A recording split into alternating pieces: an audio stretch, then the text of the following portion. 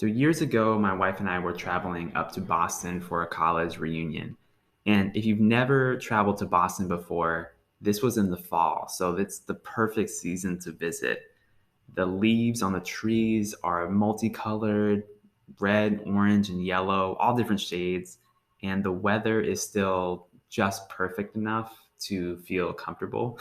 It's not too hot and not too cold.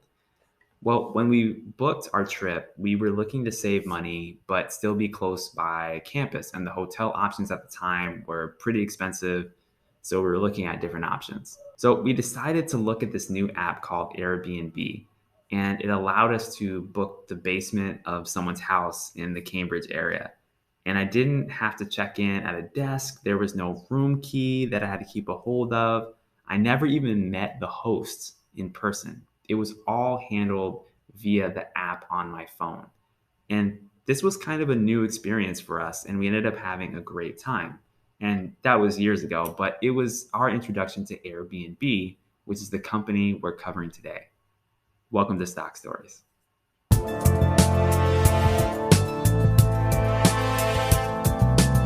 All right. Welcome to Stock Stories, the show where we decode the business behind the stock. Hi, I'm Alex Mason, your stock storyteller. And my wife and I went from not knowing anything about investing to becoming financially independent by 30 years old. And we did that by investing in the stock market. Now, this is a show that explores the fundamentals of how businesses work and teaches you to become a better thinker. And we're studying every S&P company together, all the companies in the S&P 500 and more. And today we're going to talk about a new company. So, you ready? Let's go.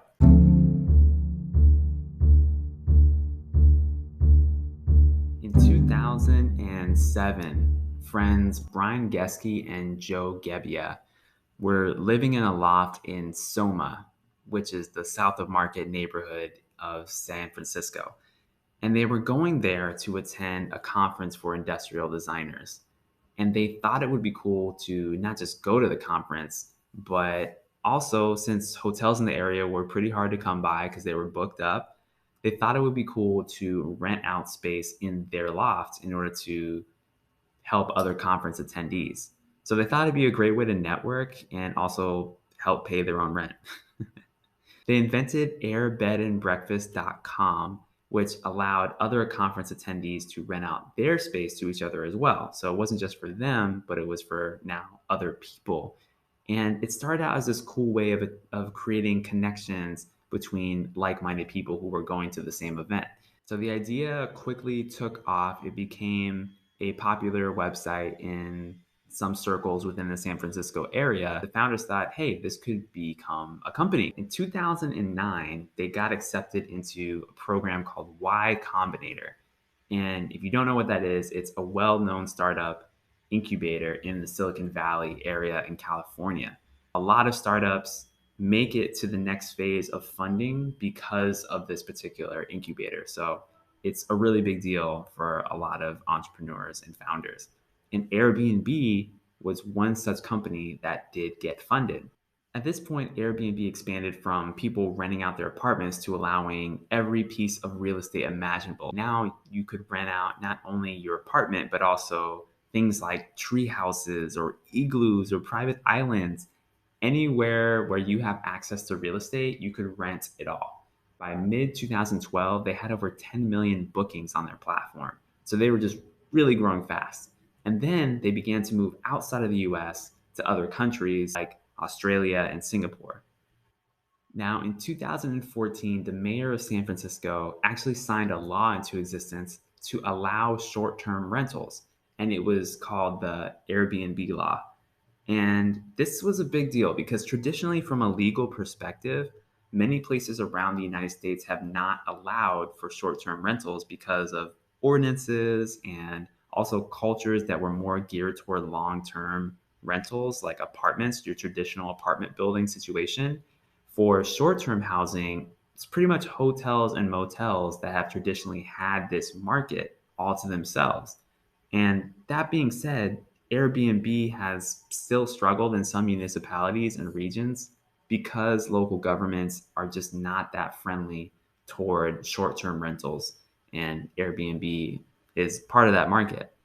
Now, in fact, there are many neighborhoods or individual buildings where short-term rental services like Airbnb are just not allowed still. Now, I remember I used to live in a building like this. It was a wonderful building, but the condo association documents specifically stated that the shortest lease term allowed for use in the building was 3 months. So I could never Airbnb our condo, even if I wanted to. Even though location wise, it would have been great for potential renters, it just wasn't allowed based on the governing body for that piece of real estate. So now, in spite of pieces of legislation like that prevented Airbnb from expanding in some places, they still expanded rapidly and became very successful. Now, over the last decade, the company has expanded into other products, things like high-end luxury rentals and things they call experiences, which allow you to hire a tour guide to get help at a new destination, for example. And the company received more and more funding to the point where they finally went public in 2020. Now, if you're getting value out of this episode, I would really appreciate it if you just tap that like button. Thank you so much.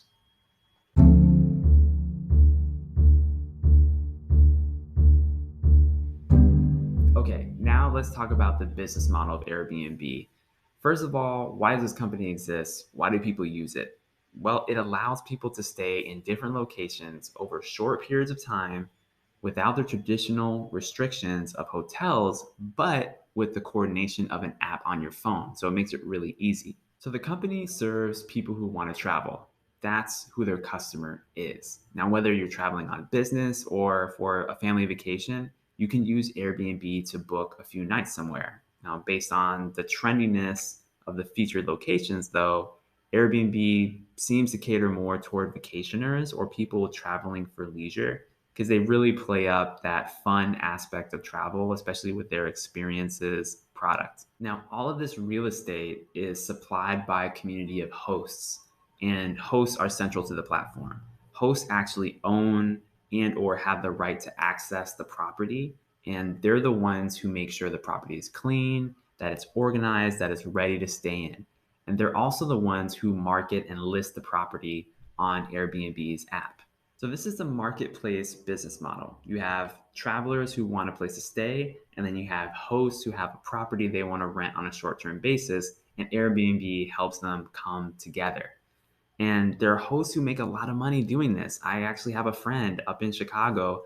They have a whole house that they rent, and they do this periodically on the platform, and it's just a great way to make some extra money.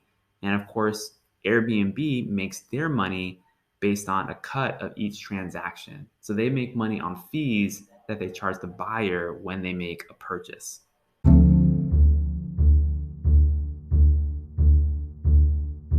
Now, is there a clear competitive advantage with this business? Well, they have a big network. They have over 4 million hosts, 800 million guests. And the interesting thing about this is over 86% of their hosts are actually outside of the United States. So they're in over 220 countries, which is basically the whole world. And that's something that I think speaks to their network effect. Now, one thing we have to talk about is, of course, the elephant in the room, which is the pandemic, COVID-19. This definitely affected Airbnb and revenues did decline. What I found interesting, though, is that revenues only declined by 30% between 2019 and 2020. And we'll look at the financials in just a moment. But to me, this is indicative that people that are still using the platform, even when there are quarantines going on, there's general global unrest because of the spread of the virus. And to me, that indicates that the network is growing and the business overall is getting stronger. Even though we're in this quasi COVID world right now, there's still a lot of people who are traveling locally. People want to travel, and Airbnb is a recipient of this long term trend.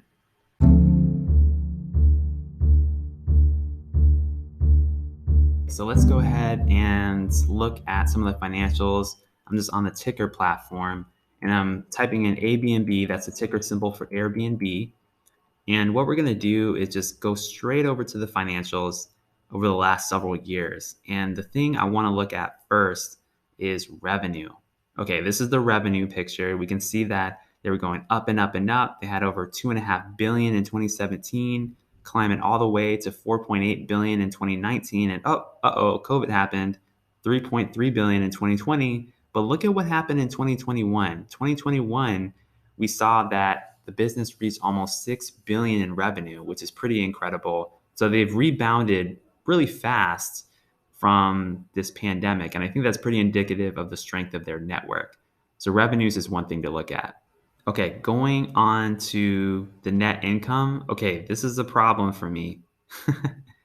Net income, negative, negative, negative, negative. This is a business that's losing money, losing money because they're investing so much in their platform. And obviously, they had a lot of costs during COVID. They just spent a lot of money that they just didn't see back in profit. So that was a problem for them there. Let's look now at the balance sheet.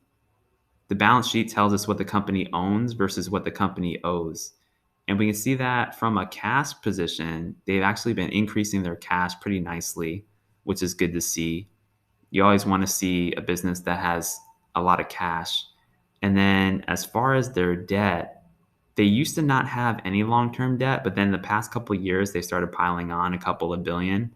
So now they have about $2 billion in long-term debt. Nothing too crazy there. So let's go to the cash flow statement really quickly. And the cash flow statement tells us the money actually going into and out of the business. So cash from operations tells us how much money is actually coming through the business. And we see that they actually made a lot of progress this year in 2021, over 2.1 billion in operating cash flow, which is great to see, especially given the trend previously where they weren't making much cash at all. They were investing really heavily in their business. But one thing I want to point out to you that stuck out to me when I was studying this business earlier is this line right here, stock-based compensation. This one kind of bothers me. Look at this stock-based compensation. They were not really compensating themselves a whole lot, 2017, 2018, 2019. Now, 2020, that's the year the company went public. And so naturally, the owners wanted to cash out. And cash out they did. Not only did they raise a lot of money from the IPO itself, but they issued themselves a lot of stock. So they issued themselves over 3 billion worth of stock in 2020. And in 2021, they issued themselves almost $900 million. Now, to me, this seems excessive just because if we can go back to the revenue real quick. So total revenue in 2021, they made about $6 billion in revenue. And if we go to the cash flow statement, their stock-based compensation was almost 900 million. That's a huge chunk of their revenue just going straight back to them. So as a potential investor in this company, it worries me a little bit that they're rewarding themselves that much.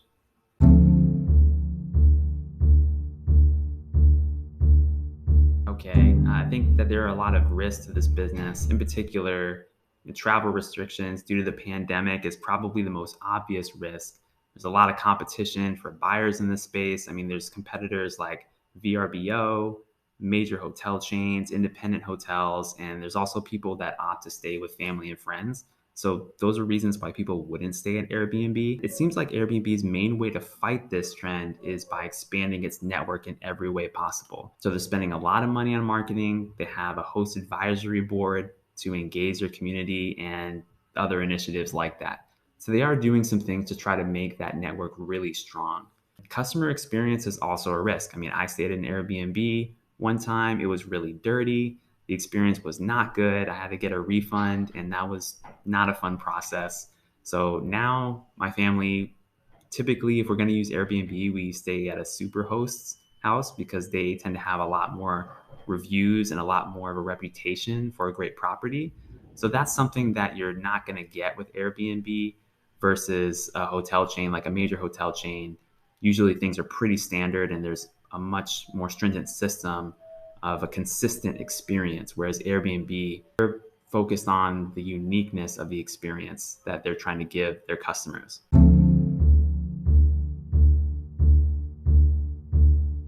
So is this business growing fast? Yes. Is there a path to profitability? Yes. They even have a strong network and I understand the business model. All those things are great. The bottom line is though, I don't really trust management to allocate capital in my interest as a potential shareholder. That's something that I'm worried about because they're spending massive amounts of money to build out this platform, lots of money on advertising, lots of money on building their network, all good things, but they're also spending a lot of money on stock compensation and just general expenses like for their payroll. And I don't really like that as a potential business owner. I'm not sure they're being very prudent with their capital. So I don't see a lot of evidence yet that they have the discipline with that capital. So at this time, I'm not going to invest. That's what I think about Airbnb, but I want to know what you think. Is this a stock worth buying or not? Let me know in the comments below. And if you're hungry for more, I've created over 200 episodes, free episodes on different companies, different mental models. So click the link in the description if you want to find out more about that. Thank you so much, and I'll see you on the next one.